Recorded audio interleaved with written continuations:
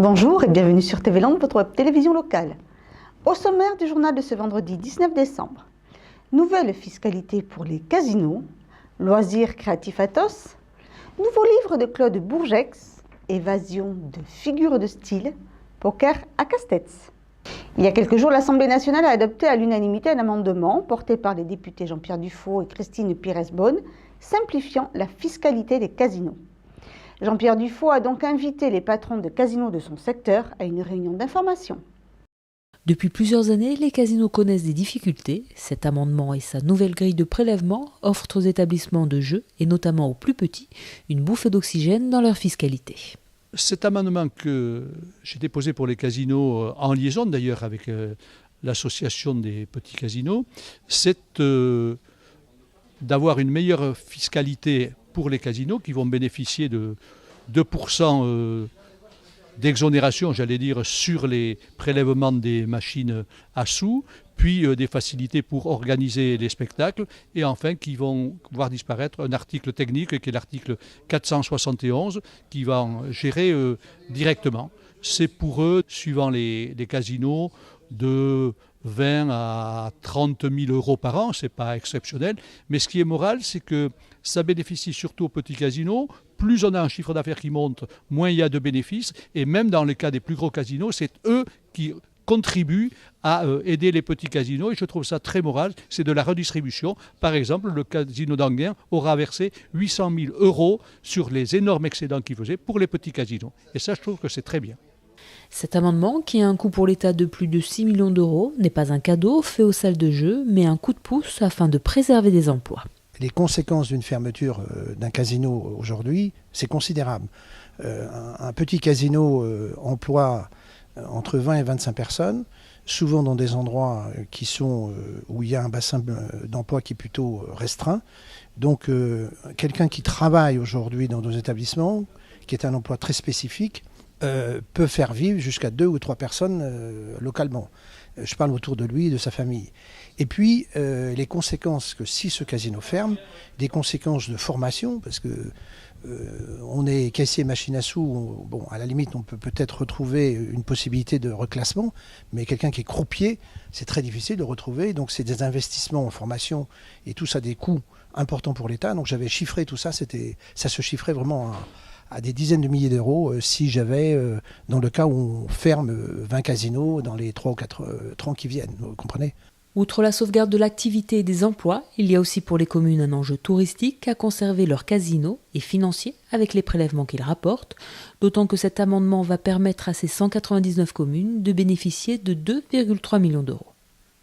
Le compte à rebours pour les cadeaux de Noël est déjà bien entamé. Une nouvelle manière de faire plaisir aujourd'hui, c'est de réaliser soi-même les cadeaux que l'on va offrir. Depuis juillet 2014, un petit paradis créatif a ouvert ses portes dans la zone artisanale de Tos. Découvrez les petites créas de Karine. Les petites créas de Karine est le lieu où le partage et la création se combinent à travers différentes formules d'ateliers pour les grands et les petits. Alors il y a plusieurs formules en fait à l'atelier, donc je peux accueillir des enfants régulièrement toutes les semaines, le mercredi ou le samedi. Et ensuite je propose pendant les vacances toutes sortes d'ateliers aussi. Là c'est un planning, les enfants choisissent l'atelier qu'ils veulent venir réaliser. Alors j'en prends que 5 à la fois, je veux que ça reste une petite structure, je veux me les bichonner comme je dis, et puis c'est très bien, c'est un climat très familier, je veux que ça reste comme ça. Pour les adultes c'est pareil, sauf que je propose pour l'instant que des ateliers ponctuels pour les adultes, donc le soir de préférence, parce que les gens travaillent et c'est vrai que pour l'instant j'ai des jeunes adultes qui viennent, donc c'est déjà en activité, donc le soir ça leur convient très bien. Et j'envisage déjà l'année prochaine de proposer aussi des formules où les gens pourraient venir régulièrement toutes les semaines, parce que je vois que ça plaît aux gens. Peu importe l'âge, tout le monde peut trouver un atelier à son goût. En fait, avec les enfants, je fais toutes sortes de choses. Je veux les initier un petit peu à toutes sortes de matières. Plâtre, porcelaine froide, argile. On va faire aussi du petit jardinage. On va faire des éléments de décoration. Il y a aussi 1 ou 2 petits ateliers culinaires qui se glissent au milieu du programme. Je veux que les enfants fassent un petit peu de tout et surtout qu'ils prennent du plaisir. Avec les adultes, c'est un petit peu pareil. Je propose toutes sortes de choses. Je fais appel à des intervenants pour des choses un peu spécifiques. Là, par exemple, ce mois-ci, on a des cours de mosaïque tous les jeudis. Et à partir de janvier, on aura des cours de couture qui se mettront en place. Création de bijoux, Photophore en bois flotté, cadre végétal ou décoration de table, à quelques jours des fêtes de Noël, ce sont des boules de Noël accompagnées d'un petit personnage original qui était au programme de l'atelier enfant. J'aime bien glisser des choses un petit peu fun au milieu. J'aime bien dépoussiérer un peu le loisir créatif, comme il me plaît à dire, et chercher des idées qui sortent un peu de l'ordinaire. Et puis si je peux glisser un peu de récupération au milieu, voilà, c'est ce que je veux montrer aux enfants. Des fois, au lieu de jeter des petites choses, on les garde, on cherche un peu et on peut fabriquer des choses rigolotes et intéressantes. Pour moi, l'intérêt, c'est pas de faire un kit créatif tout prêt à l'emploi, comme on peut trouver dans les grands magasins. C'est pas du tout ça, quoi. Au contraire, je veux leur dire, regardez autour de vous, réfléchissez un petit peu. Avec un petit peu d'invention, on arrive à faire des choses vraiment sympas.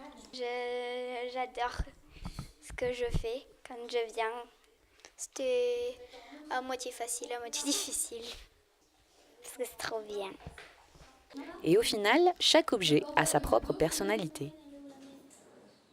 Je veux que chacun choisisse les couleurs, les matières qu'il va y mettre. Il faut que ce côté créatif soit un petit peu libre. On n'est pas à l'école, on ne va pas tous repartir avec exactement la même chose dans la main. Et pour moi, le plaisir passe par là. Ça passe par ce choix-là. Donc effectivement, le thème est le même pour tous, mais les objets réalisés ne seront pas identiques les uns par rapport aux autres. Comme pour les enfants, les adultes se font plaisir et customisent leur création au gré de leurs envies. Karine étant là pour les aider, les conseiller et faire que ce moment soit convivial.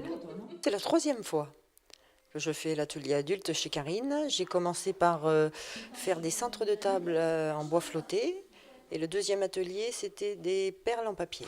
Et là, aujourd'hui, le cadre végétal.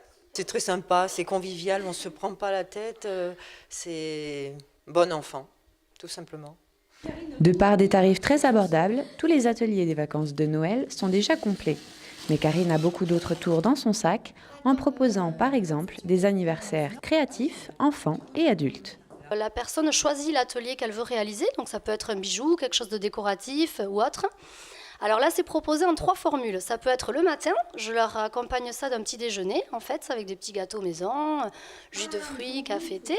Ça peut être l'après-midi avec du thé, du café, des petits gâteaux, ou ça peut être en formule du soir avec quelques petits tapas, voilà, pour passer un bon moment et faire un anniversaire un peu différent. Voilà. Pour tout connaître des ateliers créatifs Les Petites Créas de Karine, rendez-vous sur son site internet ou sa page Facebook. Et n'oubliez pas, réservez à l'avance. Une autre idée cadeau pour Noël qui fait bien plaisir, un bon livre. 2 ans après son dernier ouvrage, l'écrivain Claude Bourgex a sorti son nouveau livre « Des gens comme ça ». Il est venu à Dax pour en faire la lecture à la librairie Chapitre. Notre équipe y était aussi présente. La semaine dernière, l'écrivain Claude Bourgex proposait une lecture de son dernier recueil « Des gens comme ça », sorti en octobre, accompagné par le comédien et directeur du théâtre La Belle Étoile, Jean-Claude Fallet. Des gens comme ça, c'est une suite de dialogues courts et de monologues également courts qui mettent en scène chaque fois 2 personnages qu'on va qualifier de gens comme ça. C'est-à-dire qu'ils ont des logiques, une éducation, une formation qui les amène sur des sentiers qui sont peut-être pour le commun des mortels inhabituels, et une façon de voir les choses, le monde qui est la leur. Et des gens comme ça, ce sont des gens que l'on rencontre partout. C'est vous, c'est moi, c'est un peu tout le monde, dans certaines mesures. Connu pour son humour dérangeant et son goût pour le second degré, Des gens comme ça est une succession de dialogues destinés au théâtre. Ah oui, c'est fait pour être joué, assurément. Ce sont des dialogues qui durent, je sais pas, entre 2 minutes, 3 minutes maximum. Ça, le format de la nouvelle très courte. Moi, j'affectionne beaucoup le texte court. Je pense que ça permet un travail d'écriture assez pointu, dire les choses en peu de mots, la concision, créer une image à partir de 3 fois rien, révéler un caractère, un point de vue de quelqu'un, le situer. Voilà, j'aime beaucoup ce travail sur le court. Bon, ça n'empêche pas que je publie des romans aussi, mais j'aime beaucoup ce travail sur le court. Et que ce soit en nouvelles, comme dans les petits outrages, qui sont des nouvelles très courtes, ou dans le théâtre. C'est la première fois que je publie un texte de théâtre qui rassemble des dialogues aussi courts. C'est mon péché mignon, j'aime bien écrire du théâtre. J'aime bien voir la prolongation de l'écriture, c'est-à-dire les représentations. Généralement, je ne me fâche pas avec les comédiens, donc tout ça fonctionne très bien. Et quand ça passe dans la région ou à proximité, je vais voir. Sur Langue de bois, Claude Bourgex aborde dans des histoires imprévisibles tous les thèmes, colère, plaisir, maternité ou racisme. S'il peut se vanter de n'être pas raciste, c'est bien moi. Permettez, sur ce plan, je suis au moins aussi irréprochable que vous. Moi, je mange fréquemment dans les restaurants chinois. Et on y est toujours très bien accueilli par des Asiatiques polis et souriants. Eh bien moi, mon coiffeur est homo. Ça ne me dérange pas. Même si au début, je l'avoue, ça me gênait un peu quand il me shampouinait. Attention, ma belle-sœur, elle, est carrément noire. Mais j'ai pris sur moi, maintenant je l'adore. Vous ne fréquentez pas des gens de couleur, semble-t-il. C'est exact. Mais j'ai des amis arabes. Ça vous embouche un coin, ça? À la fête des voisins, j'ai mangé le couscous à leur table. Des gens charmants. Vous n'avez pas d'amis arabes, n'est-ce pas? Permettez, un coiffeur homo des voisins arabes, c'est un peu court pour vous autoproclamer plus antiraciste que moi. Parce que pour vous, une assiette de nem dans un restaurant chinois et une belle sœur noire, ils suffisent peut-être. Moi, je peux vous donner la preuve incontestable que mon ouverture aux autres, à leurs différences, est sans limite, donc supérieure à la vôtre. Une preuve incontestable? Fichtre, je voudrais bien savoir laquelle. Eh bien moi, monsieur, j'ai de très bons amis racistes. Et ça ne me pose aucun problème. Voilà, ça vous suffit? Des gens insensés autant qu'imprévisibles, à découvrir dans Des gens comme ça, aux éditions Le Castor Astral. Achetez mon livre. Après les loisirs créatifs et les livres, une idée cadeau musical, le premier album de Figures de style, un groupe de rappeurs montois. En voici un extrait.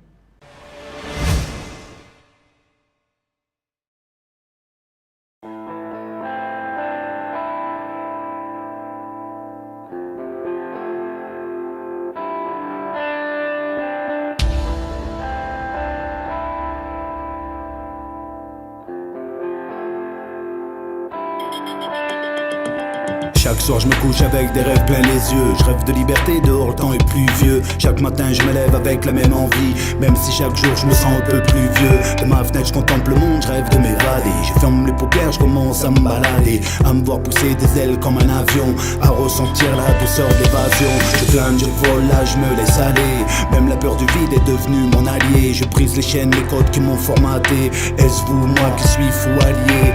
Trop longtemps enfermé, il est temps de retrouver le sourire. Le monde est si grand qu'il tient pas dans un trou de souris. Aujourd'hui je retrouve la vue, mes rêves d'enfant qui sont éteints le jour où je suis devenu grand. Le temps est stressant, on est tous stressés. Le temps est pressant, on est tous pressés.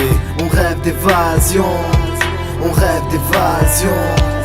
Loin de leur haine, de leur oppression, brisons nos chaînes, quittons leur prison. On rêve d'évasion, on rêve d'évasion. Je prépare mon évasion loin de ce monde, loin de vos heures, vos minutes et vos secondes. Mes angoisses me guettent et ça me hante. Parfois dans ma tête c'est le no man's land. J'essaie d'avancer, de ne pas trop penser, effacer le passé, j'y ai renoncé. Combien de fois mon cœur a fini en miettes. J'oublie pas seulement, j'apprends à vivre avec. Marre de leur système qui attise la haine. On vit en enfer, ils nous font croire au jardin d'Éden. La boîte aux lettres est pleine de dettes et nous on sait plus où donner de la tête. J'écris à ce système à titre posthume. Leur démocratie n'est qu'une imposture. Quant à moi cette vie me fait peur. Je trouverai la paix quand je rejoindrai mon créateur. Le temps est stressant, on est tous stressés. Le temps est pressant, on est tous pressés. On rêve d'évasion, on rêve d'évasion. Loin de leur haine, de leur oppression, brisons nos chaînes, quittons leur prison. On rêve d'évasion, on rêve d'évasion. Il faut que je m'évade de cette routine quotidienne. Fini le béton, je pose mes empreintes sur du sable fin. Je m'imagine mille merveilles loin de mes tracas. Des matraquas, j'ai pris tant de mauvais virages. Je veux être libre, accompagné de mon entourage. Loin de la haine, cette car ça tire la rage. Plus de pluie, plus d'orage, plus de stress, moins de dommages. Le mal est adorable, demande donc à mon rap. Plus nuisance insupportable, c'est mon île et mon rivage. À l'état sauvage, l'air ici est respirable. De mes démons je m'écarte, j'ai tiré les bonnes cartes. Dans ma tête j'ai mille et une images. Je voyage autant que le font les nuages, mais le temps se gâte. J'émerge avant le taf, et merde la réalité me revient à pas de charge. Et je dirais encore, c'est la faute à pas de chance. Le temps est stressant, on est tous stressés. Le temps est pressant, on est tous pressés. On rêve d'évasion, on rêve d'évasion. Loin de leur haine, de leur oppression, brisons nos chaînes, quittons leur prison. On rêve d'évasion, on rêve d'évasion.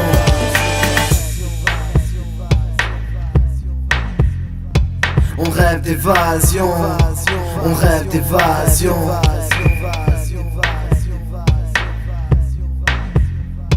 On rêve d'évasion, on rêve d'évasion.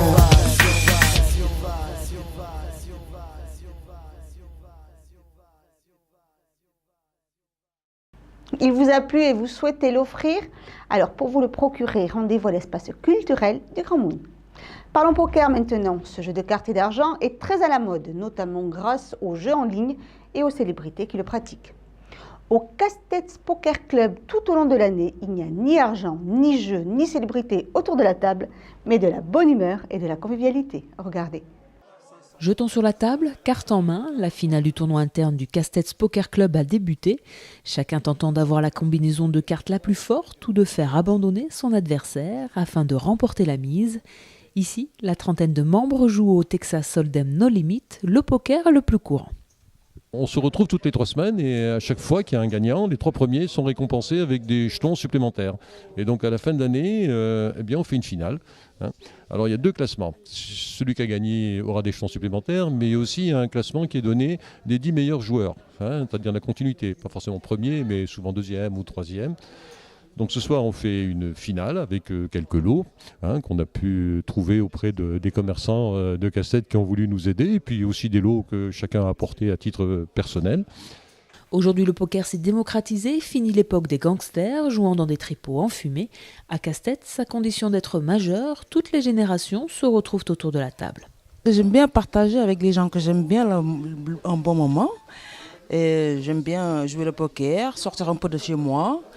Donc voilà, un jour je suis sortie et j'ai croisé un ami qui me dit ils organisent un poker. Donc du coup j'ai dit pourquoi pas, je vais me participer. Je suis nouveau dans le village mais pourquoi pas, donc je suis participé, donc j'ai bien aimé et j'y resté. Il me plaît le poker, plein de choses, l'ambiance, le jeu, la psychologie du jeu, la mathématique du jeu.